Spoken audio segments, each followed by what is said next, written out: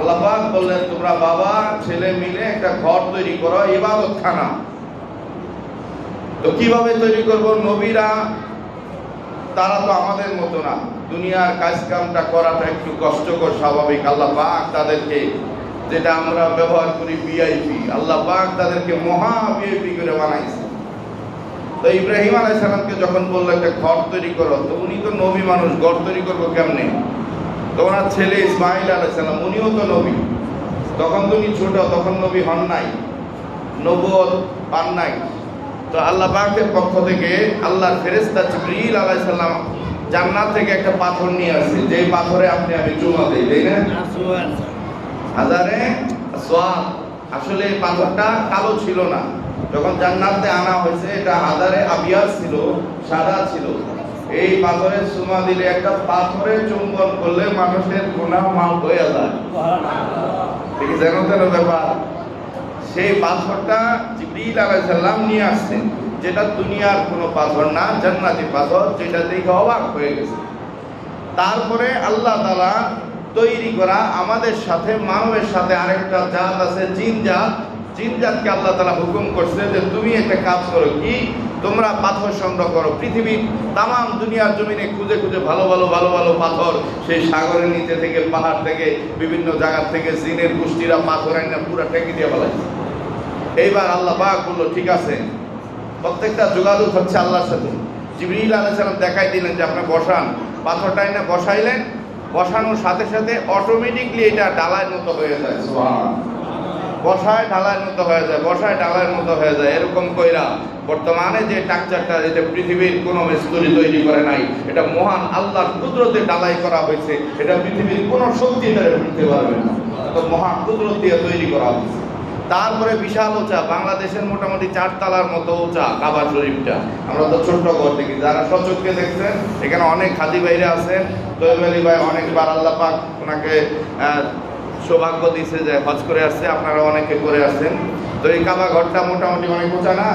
তো এই যে উপরে ছাদ দিব কেমনি? ছাদ দেওয়ার জন্য মাকামে ইব্রাহিমা মুসাল্লা, যে মাকামে ইব্রাহিমের ভিতরে যে পাথরটা ছিল, এই যে ধরেন এই কাজ করার জন্য মই ব্যবহার করছে। ইব্রাহিম আলাইহিস সালাম মই ব্যবহার করে নাই, পাথর ব্যবহার করছে। আল্লাহ পাক বলছে পাথরকে, এই পাথর ইব্রাহিম আলাইহিস সালামের কথা শুনছে, ওই পাথরের মধ্যে পা রাখছে, যতটুকু উঁচা লাগছে পাথর অটোমেটিকলি উপরে গেছে, আবার নিচে নামছে, উপরে গেছে, নিচে নামছে, উপরে গেছে, নিচে নামছে। এইভাবে উপরে যে পাথরটা আছে, উপরে যে ছাদটা আছে, পাথরটাকে একটা চক্কর দিয়ে দাও, মহাকুদরতের মাধ্যমে ছাদ ডালাই তৈরি হয়ে গেছে। তো কাবার যে স্ট্রাকচারটা আছে, এটার মধ্যে দুনিয়ার কোনো ইট, বালু, সিমেন্ট, পাথর, রড, ডালাই কোনো কিছু ব্যবহার করা হয় নাই।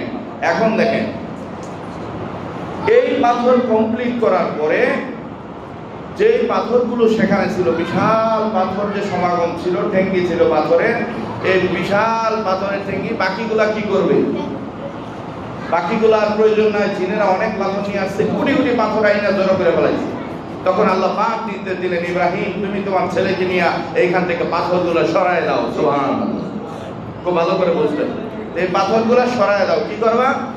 তুমি ছুঁড়ে মারো আকাশের দিকে। তখন ইব্রাহিম আলাইহিস সালাম ইসমাইল আলাইহিস সালামকে বলল যে বাবা চলো, আল্লাহর হুকুম, আমরা কাম করি। কি কাম? পাথর একটা হাতে নেয় আর উপরে ঢিল মারে, পাথর হাতে নেয় আর উপরে ঢিল মারে। ইসমাইল আলাইহিস সালাম ছোট্ট বাচ্চা, উপরে ঢিল দেওয়াতে পাথর আর নিচে আসে না, একটু অবাক হয়ে গেছে। তো বাপের ডাকছে, আব্বা জীবনভর পাথর হাতে নিয়ে ঢিল দিলাম, উপরে পাথর নিচে নামে, আজকে পাথর ঢিল দিয়ে নিচে আর নামে না, যায় কোথায়? ইব্রাহিম আলাইহিস সালাম বলে, বাবা আল্লাহর হুকুম, ঢিল দাও, আমরা দিতে থাকি, কই যায় এটা আল্লাহ পাক ভালো জানেন। ছোট বাচ্চা তো, আল্লাহ বলে ইব্রাহিম জানায় দাও, তোমার ছেলে এবং তুমি দুইজনে মিলে যে পাথর মারতেছো, আমি আল্লাহ তাআলা মহা কুদরতি হাত দিয়ে আমি আল্লাহ তাআলা এই পাথরগুলাকে তামাম পৃথিবীর এক এক জায়গার মধ্যে সেটিং করে দিতেছি। কারণ ভবিষ্যতে মানুষ যখন বাড়বে, লোক বাড়বে, একটা ইবাদতখানা দেওয়া হবে না, এরকম কোটি কোটি ইবাদতখানা হবে, মানুষও হবে। ওই জায়গার মধ্যে আমি আল্লাহ তাআলা কুদরতি হাতে পাথরটা সেই জায়গায় পৌঁছায় দিলাম। কোরআন প্রমাণ করে, হাদিস প্রমাণ করে, তাফসীর প্রমাণ করে, এই জায়গার মধ্যে একটা পাথর আল্লাহ পাক দিয়েছে। সুবহানাল্লাহ। সেই কাবার দায়িত্ব দিয়েছিল ইব্রাহিম এবং ইসমাইল আলাইহিস সালামকে। খুব ভালো লাগছে যে আজকে এই মসজিদের দায়িত্ব আমার তৈব আলী ভাই এবং ওনার ছেলে।